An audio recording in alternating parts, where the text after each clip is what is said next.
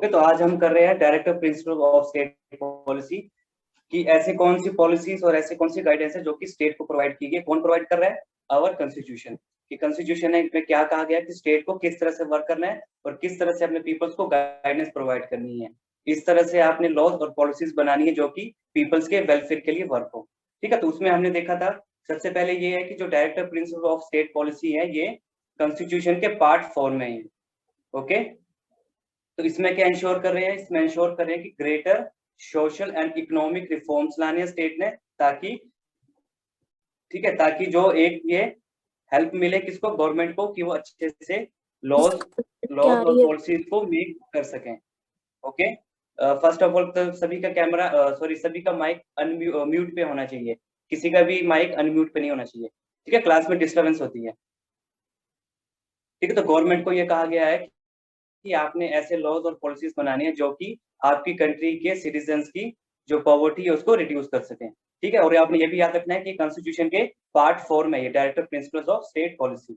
तो इसमें जो साथ ही साथ में जो ऐसे कुछ प्रिंसिपल्स हैं जो कि प्रोवाइड किए गए हैं स्टेट को, कि स्टेट को इस तरह से वर्क करना है कि अपने पीपल्स की देख रेख करनी है।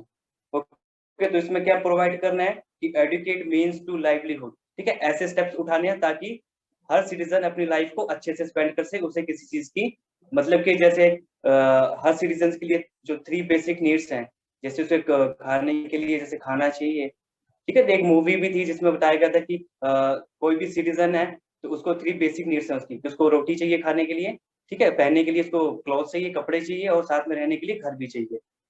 ठीक है, तो मैक्सिमम स्टेट का यही है कि सभी को प्रोवाइड करना है अच्छे से। ओके, तो जैसे कि गवर्नमेंट ने काफी सारी स्कीम्स भी चलाई हैं। ठीक है, जैसे बात करें गवर्नमेंट स्कूल्स में से मिड डे मील स्कीम चलाई है, और साथ ही साथ में जो पुअर पीपल है उनके लिए पीडीएस सिस्टम चलाया। ठीक है, पीडीएस की फॉर्म होती है पब्लिक डिस्ट्रीब्यूशन सिस्टम।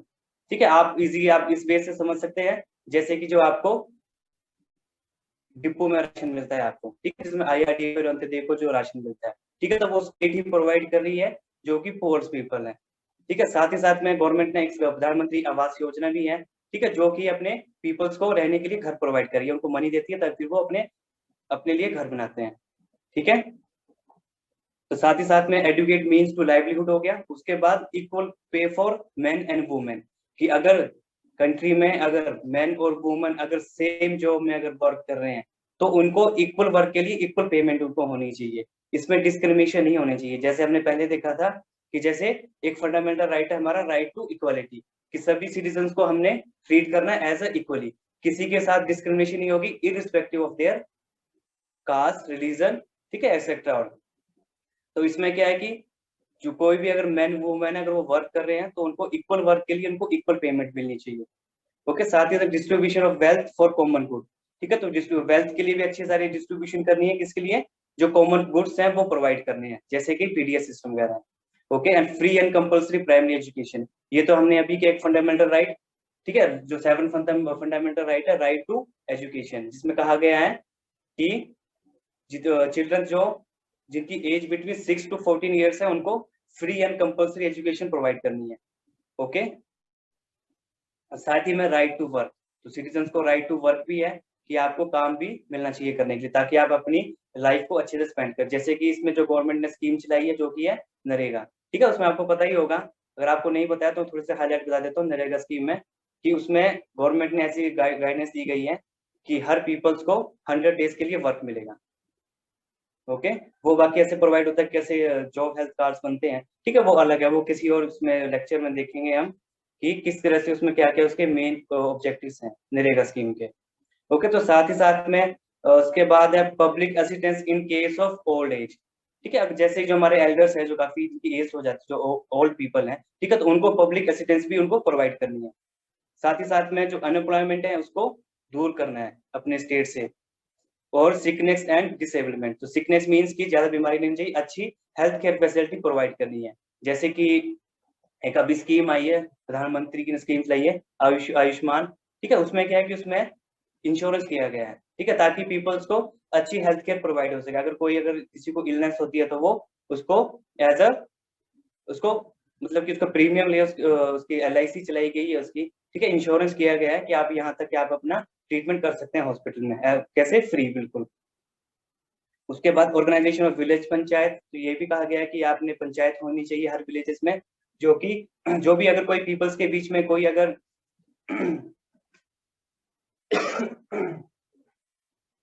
ठीक है, तो अगर ऐसा है कि अगर किसी पीपल्स के बीच में अगर कोई अगर इंटरफेयर होती है, एक दूसरे के साथ कोई लड़ाई झगड़ा होता है, ठीक है, तो उनको भी दूर करेंगे वैसे कहाँ पे, पंचायत में। और साथ में special care for economically backward sections of society, ठीक है, तो जो हमारे इकोनॉमिकली बैकवर्ड सेक्शन की सोसाइटी की जो पीपल्स है उनकी स्पेशल केयर करनी है। ओके, ठीक है, इसमें मैक्सिमम जो माइनॉरिटी सेक्शंस के पीपल है वो आते हैं। तो लास्ट में है these principles have been stated as a fundamental in the governance of the country, ठीक है, तो ये जो प्रिंसिपल जो स्टेट किए गए हैं ये फंडामेंटल है कहाँ पे, इन द गवर्नेंस में, ठीक है, कंट्री के गवर्नेंस में प्रोवाइड किए गए एज अ प्रिंसिपल्स हैं ये सारे। Government keep these guidelines in mind while keeping policies and programmes for the people, ठीक है, तो जो गवर्नमेंट है अगर कोई लॉज और पॉलिसीज बनाती है तो उनकी वो देख रेख भी करती है कि हमने कोई कुछ गलत तो नहीं बनाया है, और पीपल्स का क्या है उसमें रिएक्शन है उसका, कि ये पीपल्स के लिए हेल्पफुल है या नहीं हेल्पफुल है। ठीक है, तो अब इसमें मैक्सिमम यही था director principles of state policies में, कि स्टेट को कुछ प्रिंसिपल्स दिए गए कि उन्होंने ऐसे वर्क करना है for the welfare of their people. ठीक है, तो इसमें लास्ट एक लाइन दी गई है जिसमें कि लिखा गया है रीड मोर, ठीक है, तो इसको रीड करेंगे कनिका, हाँ कनिका 2934, जो आपके पेज नंबर 155 पे जो बॉक्स में दिया गया है read more. Read more fundamental duties were introduced by the 42 Amendment in 1976. They are 42nd amendment intended to balance the rights, but they are not enforceable. हाँ एनफोर्सेबल, ठीक है, तो ऐसे ही जैसे डायरेक्टिव प्रिंसिपल स्टेट पॉलिसी है, तो ऐसे ही हमारे फंडामेंटल ड्यूटीज भी हैं। ठीक है, फंडामेंटल ड्यूटीज किसकी है, ये फंडामेंटल ड्यूटीज है जो सिटीजन्स हैं कंट्री के और जो गवर्नमेंट है, ठीक है, उनके लिए फंडामेंटल ड्यूटीज दी गई है। इसमें यही दिया गया जो कि डायरेक्टिव प्रिंसिपल स्टेट पॉलिसी में, कि जो आपने वर्क करना है for the welfare of your people, जो आपके पीपल्स है, जो आपके सिटीजन्स हैं कंट्री के, उनके वेलफेयर के लिए आपने वर्क करना है। और जो पीपल्स हैं उनको भी कुछ ड्यूटीज दी गई हैं कि आपने अपनी कंट्री के लिए कुछ ड्यूटीज है। ठीक है, तब ड्यूटीज में हम क्या कहें, ठीक है, एक दो एग्जांपल दूंगा, ठीक है, कि ड्यूटीज में क्या है। ठीक है, एक तो हम डिस्कस करते हैं कि राइट टू एजुकेशन। ठीक है, राइट टू एजुकेशन में क्या है कि गवर्नमेंट को कहा गया है कि आपने एजुकेशन देनी है अपने चिल्ड्रन को जिनकी एज 16 से 14 ईयर्स है। ठीक है, तो इसमें एक फंडामेंटल ड्यूटी से किसको दी गई है, जो चिल्ड्रन के पेरेंट्स हैं। ठीक है, चिल्ड्रन के पेरेंट्स को क्या ड्यूटी दी गई है कि अगर आपके बच्चों की एज अगर 16 से 14 ईयर के बीच में, तो आप उनको स्कूल भेजेंगे, आप उनको एजुकेशन के लिए स्कूल भेजेंगे। ठीक है, ये फंडामेंटल ड्यूटी दी गई है। ओके, और साथ ही साथ में क्या फंडामेंटल ड्यूटी दी गई है कि गवर्नमेंट को कहा गया कि आप अपने एनवायरनमेंट को क्लीन रखेंगे, और पीपल्स को भी कहा गया है कि आप भी सहयोग करेंगे गवर्नमेंट का, कि आप अपने एनवायरनमेंट को सेव करेंगे एंड सेफ रखेंगे, और साथ ही में इसको क्लीन भी रखेंगे। ओके, तो ये ऐसी कुछ फंडामेंटल ड्यूटीज हैं। इसमें फंडामेंटल ड्यूटीज में एक ये भी है कि आपने कभी भी अगर आपका नेशनल एंथम है, ठीक है, अगर वो संग अगर कहीं पर उसको अगर गाते हैं उसको, तो आपने उसकी रिस्पेक्ट करनी है। जो आपका नेशनल फ्लैग है उसकी भी आपने रिस्पेक्ट करनी है। ठीक है, ये कुछ हाईलाइट्स हैं जो फंडामेंटल ड्यूटीज की हैं। ठीक है, तो ये जो एनफोर्स में आया था, इसे कब इंट्रोड्यूस किया गया था, इसे 1976 में इंट्रोड्यूस किया गया था। ठीक है, तो कौन सी अमेंडमेंट आई थी, 42nd अमेंडमेंट इन 1976 में। ठीक है, तो ये क्या है, ये फंडामेंटल ड्यूटीज, ये बैलेंस क्या कर रही है, ये फंडामेंटल राइट्स को भी बैलेंस कर रही है। ओके, और but they are not enforceable. देखो इस लाइन का मीन्स पता क्या है, but they are not enforceable. ठीक है, जैसे मैंने आपको जो हमने फंडामेंटल राइट्स किए, ठीक है, तो मैंने आपको एक बताया, एक फंडामेंटल राइट था हमारा फंडामेंटल राइट 6, कि राइट टू कॉन्स्टिट्यूशनल रेमेडीज। ठीक है, उसमें मैंने बताया था कि अगर आपका कोई फंडामेंटल राइट अगर वायलेट होता है, अगर बाय स्टेट या फिर कोई पीपल अगर आपके फंडामेंटल राइट को वायलेट करता है, तो आप डायरेक्ट सुप्रीम कोर्ट जा सकते हैं। आप वहां से आपको वहां पे जस्टिस मिल जाएगा आपको। ठीक है, जो भी प्रोसीजर होगा उसके थ्रू आपको जस्टिस मिलेगा आपको। ठीक है, अब ये जो फंडामेंटल राइट्स हैं ये फोर्सेबल है। फोर्सेबल में मीन्स कि आप डायरेक्ट कोर्ट जा सकते हैं, आपको जस्टिस मिल सकता है। लेकिन फंडामेंटल ड्यूटीज जो है ये एनफोर्सेबल नहीं, तो आप इनको लेकर आप कोर्ट में नहीं जा सकते हैं। ठीक है, बस इतना सा डिफरेंस है इस लास्ट लाइन का। ठीक है, अब इसमें एक साथ में एक छोटा सा कॉलम भी दिया गया है। ठीक है, आज हम इतना ही करेंगे, डायरेक्टर प्रिंसिपल स्टेट पॉलिसी ही देखेंगे आज हम। ठीक है, नेक्स्ट कल हम क्लास में करेंगे एक्सपेरिमेंट्स इन अदर डेमोक्रेसी, क्योंकि इसमें जो एक आपको पैराग्राफ दिया गया है कॉलम में आपको ये वाला है। ठीक है, हम ये भी रीड करेंगे, इसका भी हम मीनिंग देखेंगे कि इसका मीनिंग क्या है। ठीक है, सभी को ये डायरेक्टर प्रिंसिपल्स और फंडामेंटल राइट्स सभी को क्लियर है? किसी को कोई डाउट है इसमें? अगर किसी को डाउट है तो आप पूछ सकते हैं अभी, यू कैन आस्क। अगर किसी को कोई लाइन कोई वर्ड अगर आपको अच्छे से क्लियर नहीं हुआ है तो मैं फिर से रिपीट कर दूंगा मैं। Any student? तो सभी का कैमरा ऑन होना चाहिए, कैमरा नहीं ऑफ होना चाहिए किसी का भी नहीं। ओके, और अच्छे से कैमरे को अच्छे से एडजस्ट करना है सभी ने। किसी को कोई डाउट है इसमें, कुछ बात, कोई अगर कोई थिंग है ऐसी, कोई वर्ड जो क्लियर नहीं हुआ है? हम मूव करें नेक्स्ट आगे ना? हाँ ओके, ठीक है। तो इसमें जो साथ में ही चैप्टर पेज नंबर 155 पे जो director principle of state policy के साथ में जो दिए गए हैं, ठीक है, तो हम ये वाला डिस्कस करेंगे। ओके, कि इसमें क्या क्या दिए गए हैं। ठीक है, तो इसको रीड करेंगे।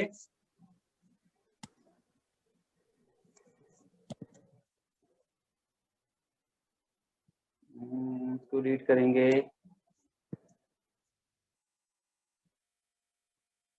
इसको रीड करेंगे आयुष परमार। आयुष परमार ने काफी टाइम से रीडिंग नहीं की है। हाँ आयुष परमार। सर सभी बुक नहीं है।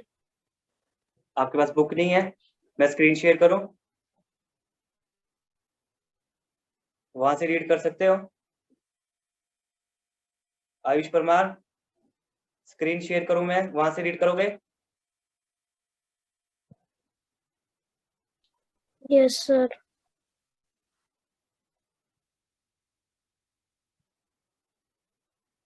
चलो ओके, कोई बात नहीं, अभी अभी होस्ट नहीं हूँ अभी ना। तो ऐसे करते किसी और से आपको आप कल रीड कर लेना आप। Okay yes sir. हाँ, ओके सर। तो अभी नेक्स्ट, ठीक है, तो नेक्स्ट अभी रीड करवाते हैं। अभिमन्यु ने रीड किया है 1749। अभिमन्यु, अभिमन्यु 1749। अभिमन्यु क्लास में प्रेजेंट हो कि कैमरा ऑन करके चले गए हो कहीं घूमने? अभिमन्यु 1749।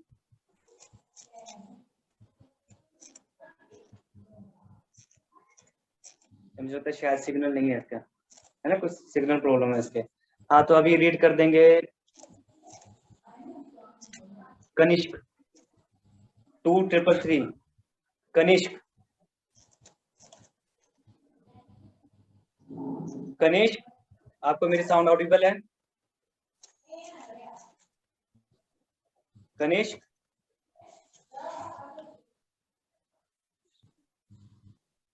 इसके भी शायद सिग्नल नहीं है, मेरी आवाज नहीं पहुंच रही है शायद इसके पास। हाँ तो अभी रीड कर देंगे अनन्या। Yes sir. हाँ अनन्या, मालूम है ना क्या रीड करना है आपने? ये वाले जो पैराग्राफ दिए गए आपको ना साइड में, ये रीड करना है जो कॉलम में दिया गया है आपको। Yes sir. Direct principles of state policy: right to work, to education, and to public assistance in certain cases. Just and human constitution of work and maternity relief. Relief, maternity relief. Seventh, scholar Ananya ऊपर का भी read करना है, आपने ऊपर का read नहीं किया है जो ग्रीन बॉक्स में दिया गया है। कॉन्स्टिट्यूशनल मीडियम में क्या क्या क्या है? हाँ, both parliament, both parliament and state, both parliament and state legislative assemble can make laws. legislative assembly, Seventh schedule oblique / concurrent list. Concurrent list. First, social security and insurance. Second, insurance, welfare of labor in including labor including condition of work. constitution of हाँ work. ठीक है, okay Ananya stop. ठीक है, अब वैसे time का time running हो रहा है वैसे भी। ठीक है, तो फर्स्ट पॉइंट है social security and insurance, second welfare of labour including condition of work, third provident funds, fourth employers liability, fifth workmen's compensation and maternity benefit, seventh employment and unemployment. ठीक है, तो इसमें क्या चीज दी गई है, इसमें दिया गया सबसे पहले सोशल सिक्योरिटी। ठीक है, जो हमारी सोसाइटी है उसको सिक्योरिटी प्रोवाइड की गई है by our constitution of India. ठीक है, तो इसमें जो 2 हाईलाइट दिए गए हैं कि नॉन जस्टिफिएबल इन कोर्ट। ठीक है, जो पॉइंट दिए गए हैं इसमें, राइट टू वर्क और जस्ट वाला। ठीक है, तो आप इनको लेकर आप कोर्ट आप डायरेक्ट मूव नहीं कर सकते। ओके, तो क्या क्या है इसमें, राइट टू वर्क। ठीक है, आप कोर्ट में डायरेक्ट मूव नहीं कर सकते जाकर आप कि कोर्ट में आप केस करेंगे कि मुझे स्टेट ने मुझे काम करने के लिए नहीं दिया। ठीक है, तो ये अनफोर्सेबल नहीं है कोर्ट में। आप ब्लेम नहीं कर सकते गवर्नमेंट को कि भाई गवर्नमेंट ने हमें काम नहीं दिया, हमें काम नहीं दे रही करने के लिए। ठीक है, उसके लिए गवर्नमेंट क्या करिए, आपको अच्छे से एजुकेट होना है। ठीक है, जैसे आपकी एजुकेशन होगी उसके अकॉर्डिंग, जैसे आपके स्किल्स होंगे उसके अकॉर्डिंग आपको वर्क करना पड़ेगा आपको। ओके, साथ ही साथ में to public assistance in certain cases. ठीक है, तो कुछ ऐसे केसेस होंगे जहां पे आपको पब्लिक असिस्टेंस प्रोवाइड नहीं की जाएगी। साथ ही साथ में जो नीचे just and human condition of work and maternity release. ठीक है, ये जो चीज दी गई है ये just and human condition of work. ठीक है, ये इसको आप एनफोर्सेबल नहीं है, लेकिन स्टेट को गाइडेंस दी गई है कि आपने अगर कोई पर्सन अगर कोई वर्क करता है तो वहां पर बिल्कुल ह्यूमन कंडीशन होनी चाहिए, मींस कि वहां पर ह्यूमन इजिली वर्क कर सके, वैसी कंडीशन होनी चाहिए। और अगर कोई लेडी अगर कोई प्रेग्नेंट होती है तो उसे मैटरनिटी लीव भी मिलना चाहिए उसे। ओके, और जो सेकंड वाले में वो both parliament and state legislative assembly can make laws. ठीक है, तो इसमें क्या है कि जो पार्लियामेंट है और जो स्टेट असेंबली से, मींस कि सेंट्रल गवर्नमेंट और स्टेट गवर्नमेंट और सेंट्रल गवर्नमेंट दोनों मिलके लॉज बना सकती हैं। कौन सी लिस्ट में, कॉन्करेंट लिस्ट में। ये मैंने बताया था पहले कि कौन कौन से लिस्ट हैं और कौन कौन से टॉपिक्स उसमें प्रोवाइड किए गए। ठीक है, तो इसमें ये 7 शेड्यूल में लिस्ट में दिए गए हैं। इसमें आप जो पार्लियामेंट और स्टेट पार्लियामेंट है वो लॉज बना सकती है। ठीक है, कौन कौन से, सोशल सिक्योरिटी और इंश्योरेंस के लिए, welfare of labour including condition of work, provident funds, employer liability and so on. ठीक है, इनके लिए जो है बहुत पार्लियामेंट, सेंट्रल गवर्नमेंट और स्टेट गवर्नमेंट मिलकर लॉज बनाएगी। ठीक है, अपने पब्लिक को वो प्रोवाइड करेगी फैसिलिटीज को। ओके, तो आज हम इतना ही करेंगे। अब किसी को कोई डाउट है इसमें जो आपको क्लियर नहीं हुआ डायरेक्टर प्रिंसिपल स्टेट पॉलिसी में, या फिर जो अभी हमने किया है? सर किसी डायरेक्टिव को कोई डाउट है? प्रिंसिपल वाला टॉपिक दोबारा। हाँ ठीक है, इसमें पता क्या है, इसमें जो director principles of state policy है, ठीक है, इसमें जो स्टेट है, ठीक है, स्टेट की बात करें, अगर हम अपनी स्टेट की बात करें हिमाचल प्रदेश की, या देखो अगर हम सिविक्स में बात करेंगे तो स्टेट को नाम दिया गया कि कंट्री, कंट्री को हम स्टेट बोलते हैं। ओके, तो आप इसमें इतना समझ लो कि यहाँ पे कंट्री की भी बात हो रही है और हमारे स्टेट की भी बात हो रही है। ओके, तो इसमें क्या दिया गया है, इसमें कुछ प्रिंसिपल्स दिए गए हैं स्टेट को कि अगर आपने कोई पॉलिसी, अगर आपने कोई लॉज अगर आपने बनाना है तो आपने इन प्रिंसिपल को आपने फॉलो करना है आपने, और आपने इन इश्यूज पे आपने लॉज या पॉलिसीज बनानी है। ठीक है, और ऐसी लॉज और पॉलिसीज बनानी है जिससे कि जो पॉवर्टी है आपकी कंट्री की वो रिड्यूस हो चुके। ठीक है, तो उसमें आगे आगे जो प्रिंसिपल्स हैं, जो स्टेप्स दिए गए हैं कि किस किस के रिगार्डिंग आप लॉज या पॉलिसीज बना सकते हैं, कैसे कैसे आप वेलफेयर कर सकते हैं अपने पीपल्स का। ठीक है, तो सबसे पहले ये याद होना चाहिए कि जो डीएसपीज हैं, डायरेक्टर प्रिंसिपल स्टेट पॉलिसी, ये कॉन्स्टिट्यूशन के पार्ट 4 में ये। ओके, और इसमें क्या क्या दिया गया है कि एडुकेट मीन्स टू लाइवलीहुड और equal pay for man and women, दोनों मैन और वुमेन को इक्वल वर्क के लिए इक्वल पे मिलेगी।